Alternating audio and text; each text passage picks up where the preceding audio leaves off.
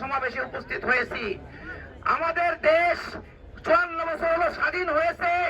এদেশের মানুষ অনেক প্রত্যাশা নিয়ে বারবার নির্বাচন করেছে, কিন্তু যারা নির্বাচিত হয়েছে বা নির্বাচনের সময় যেগুলো প্রতিশ্রুতি দিয়েছে তারা এদেশের মানুষের সাথে প্রতারণা করেছে। এই প্রতারণা করেছে, বারবার মানুষ আশাহত হয়েছে। এই দেশ একটি সুন্দর কল্যাণকর রাষ্ট্র পরিণত করার আশা মানুষ বারবার ব্যাহত হয়েছে। তাই বাংলাদেশ জামাত ইসলামী এই দেশকে একটি কল্যাণ রাষ্ট্র করতে চায়। এই কল্যাণ রাষ্ট্র করার জন্য বাংলাদেশ জামাত ইসলামী সহ যারা কল্যাণকামী দল মানুষ অনেক রক্ত দিয়েছে, আমাদের নেতৃবৃন্দকে অন্যায়ভাবে ফাঁসিতে ঝোলানো হয়েছে।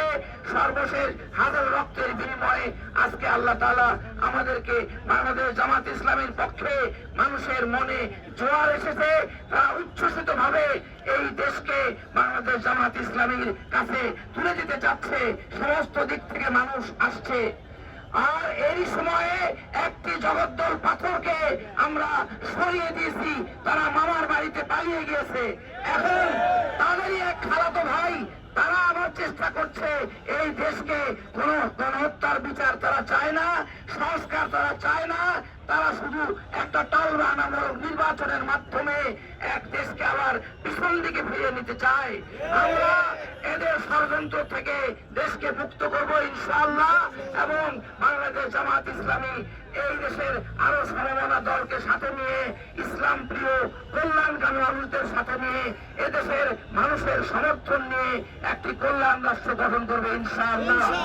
এই জন্য আমাদের সামনে পাহাড় প্রমাণ বাধা আসলে আমরা সেটা মানব না ইনশাআল্লাহ। আমরা একটি নতুন স্বপ্নের দেশ গড়তে চাই, যে দেশে কোনো চাঁদাবাজি থাকবে না, সন্ত্রাস থাকবে না, অন্যায় থাকবে না, অবিচার থাকবে না। একটি সুন্দর কল্যাণ রাষ্ট্র গঠন হবে, যেই রাষ্ট্র ধর্ম বর্ণ জাতি নির্বিশেষে সব মানুষের জন্য একটি কল্যাণ রাষ্ট্র হবে ইনশাআল্লাহ।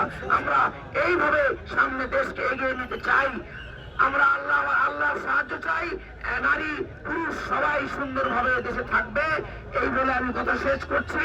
ইনশাআল্লাহ সামনে আমাদের মিছিল এগিয়ে যাবে, আপনারা সেভাবে সুশৃঙ্খল ভাবে এগিয়ে যাবেন ইনশাআল্লাহ। আসসালামু আলাইকুম ওয়া রাহমাতুল্লাহ।